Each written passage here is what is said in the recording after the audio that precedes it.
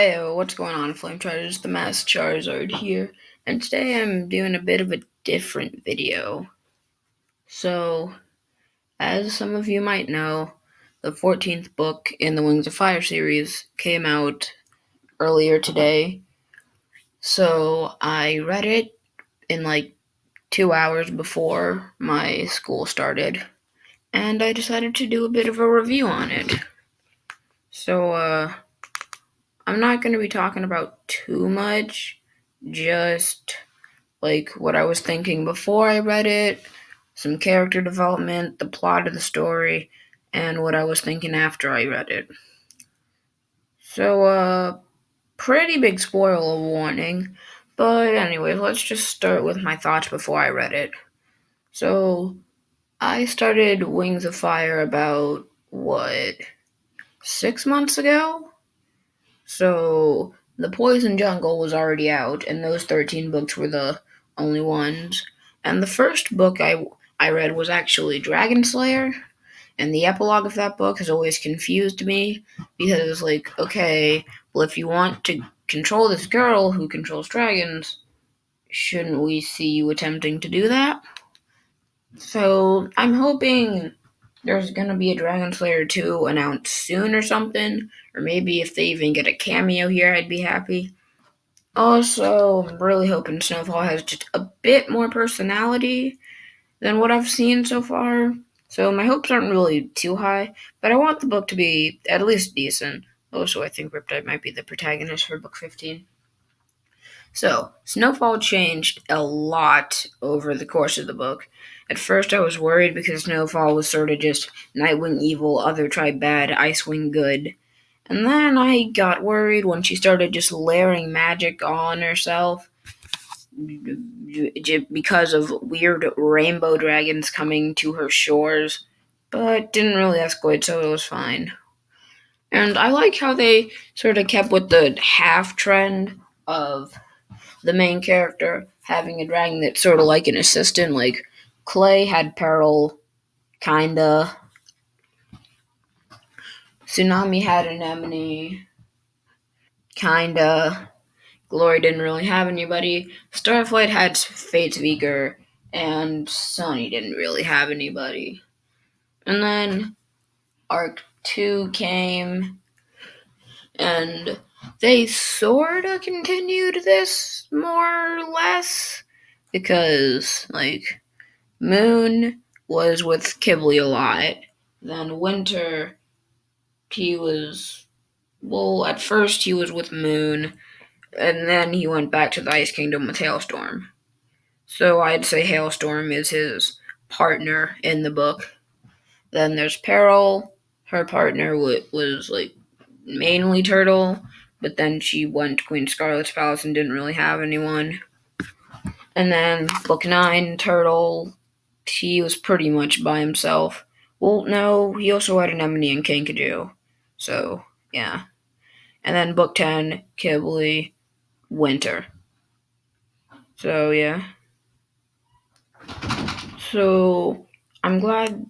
Also, there's Arc 3, but I don't feel like explaining that. So, I'm glad they kept with the trend with Lynx helping Snowfall. And that was sort of cool. Thought she was sort of like Kibble. Because she's sort of like a bit sarcastic, sort of funny, in my opinion. And, well, yeah, I just think Lynx was sort of like Kibble. Also, the crown that made Snowfall hate Nightwings, that was sort of unexpected. So, yeah. But overall, I think they did a pretty good job with Snowfall's character development. So, the plot. The main reason I really liked book 6 was because you could hear the other dragon's thoughts, and that sort of made Turtle stick out, even though nothing else about him made him stick out. Sorry, Turtle. I sort of wonder what his mind was like. So I really liked the gift of vision. That was cool. So, like, I didn't really start liking the book until part 2. So that sort of sucked. We got half the Jade Winglet introduced, also Riptide, well, reintroduced.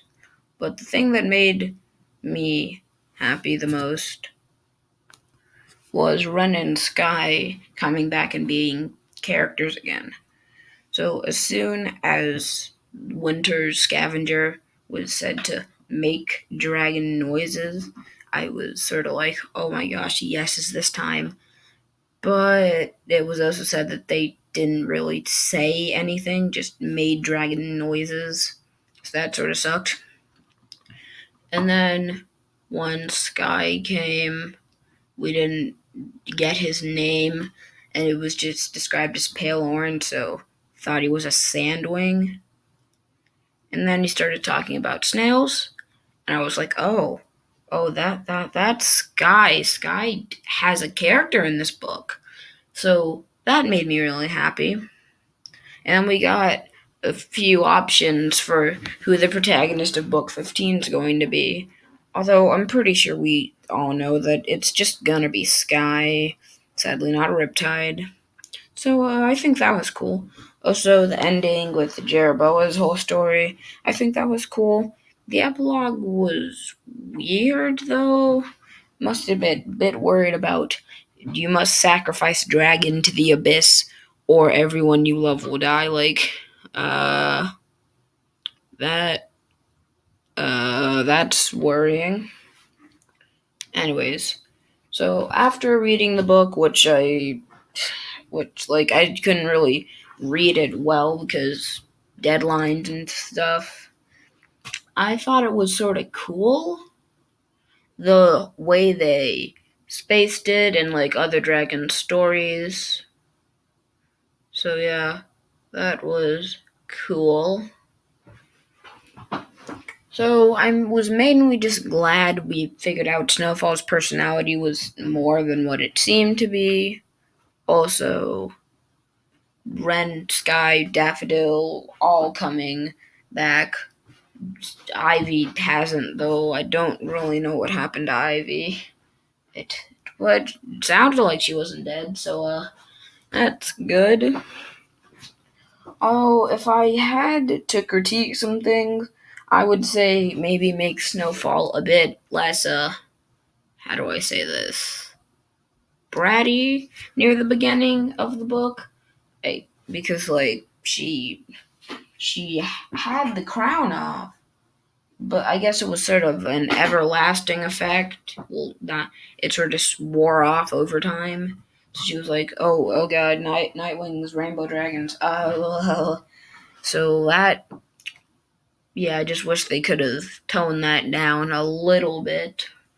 But overall, I really enjoyed the book, and I thought it gave me a bit of hope for what book 15 was gonna be like. So yeah, I guess that's the end of this video. Now, this was a bit different from what I normally do, so if you liked it, like, leave a like below, subscribe, leave a comment for me, telling me, because I could definitely do more videos like this. There's a lot less yelling, but anyways, I've been the Masked Charizard, you guys are the Flame Chargers, and I'll see you guys next time.